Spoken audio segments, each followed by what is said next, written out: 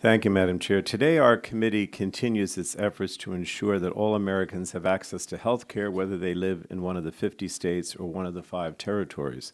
The territories are on the verge of a financial and humanitarian crisis. Experts predict that unless Congress acts, none of the territories will have enough federal funds to support their Medicaid programs next year. Puerto Rico could potentially spend all its federal funds in a matter of months, facing a shortfall of billions of dollars for the year.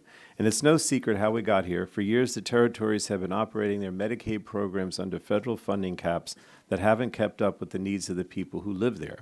The Affordable Care Act provided increased funding that's helped the territories for the past decade, but that expires at the end of this year.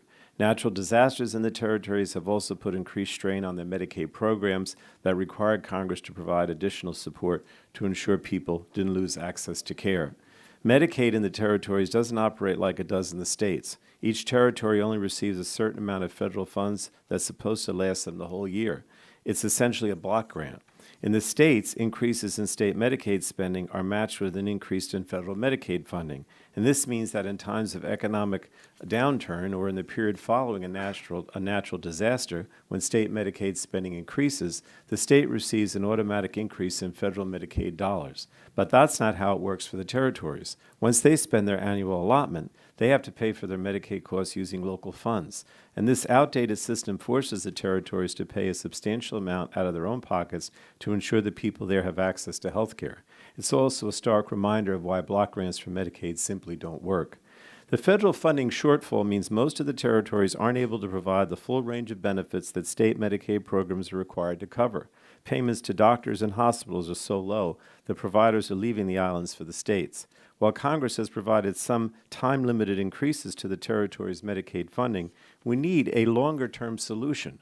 Doling out federal funds in dribs and drabs has led to uncertainty about the financial future of the programs and calls into question the long-term sustainability of the territory's Medicaid programs if Congress fails to act.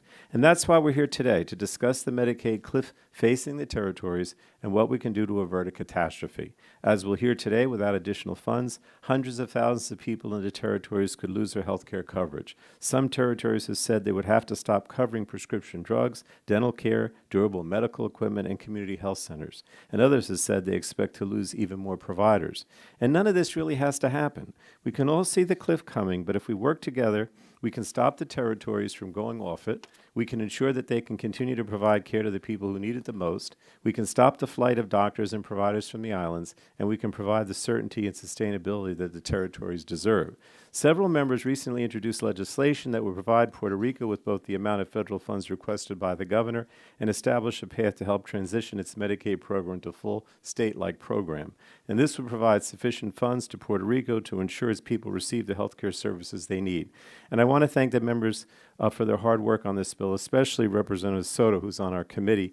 I hope this can potentially be a roadmap to help strengthen the Medicaid program in other territories. And I also want to thank the witnesses for being here today, particularly those who have traveled long distances to share your expertise with us. I wanted to yield to Representative Soto, but just if I could say, I think many of our members went after Hurricane Maria to Puerto Rico and the Virgin Islands. And when we were on that trip, both Stacy and Jennifer, representing the Virgin Islands and Puerto Rico, were very helpful in explaining the problems with Medicaid at the time. So we learned a lot on that trip.